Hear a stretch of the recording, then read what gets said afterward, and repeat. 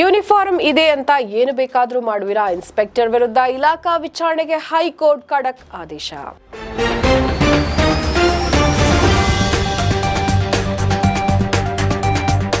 ಸುದ್ದಿಗಾರ ಈಗ ನಿಮ್ಮ ಕೇಬಲ್ ನೆಟ್ವರ್ಕ್ನಲ್ಲಿ.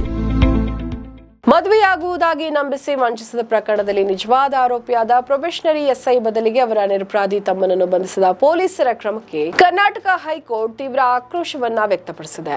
ದಾವಣಗೆರೆಯ ಎನ್ ದರ್ಶನ್ ಸಲ್ಲಿಸಿದ ಅರ್ಜಿಯ ವಿಚಾರಣೆ ನಡೆಸಿದ ನ್ಯಾಯಮೂರ್ತಿ ಎಂ ನಾಗಪ್ರಸನ್ನ ಅವರ ಏಕಸದಸ್ಯ ಪೀಠ ಈ ಮಹತ್ವದ ಆದೇಶವನ್ನ ನೀಡಿದೆ. ಪ್ರಕರಣದಲ್ಲಿ ಯಾವುದೇ ತಪ್ಪಿಲ್ಲದಿದ್ದರೂ ಸಹೋದರನನ್ನ ಬಂಧಿಸಿದ ಚಿತ್ರದುರ್ಗ ಮಹಿಳಾ ಪೊಲೀಸ್ ಠಾಣೆ ಇನ್ಸ್ಪೆಕ್ಟರ್ ವಿರುದ್ಧ ತಕ್ಷಣವೇ ಇಲಾಖಾ ತನಿಖೆ ನಡೆಸುವಂತೆ ಹೈಕೋರ್ಟ್ ಆದೇಶಿಸಿದೆ.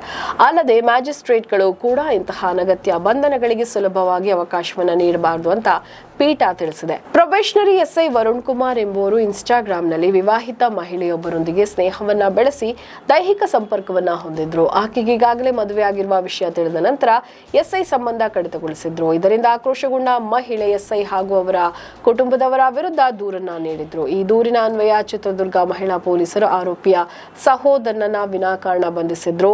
ಈ ಅಕ್ರಮ ಬಂಧನವನ್ನ ಪ್ರಶ್ನಿಸಿ ಕುಟುಂಬಸ್ಥರು ಹೈಕೋರ್ಟ್ ಮೆಟ್ಟಿಲೇರಿದ್ರು.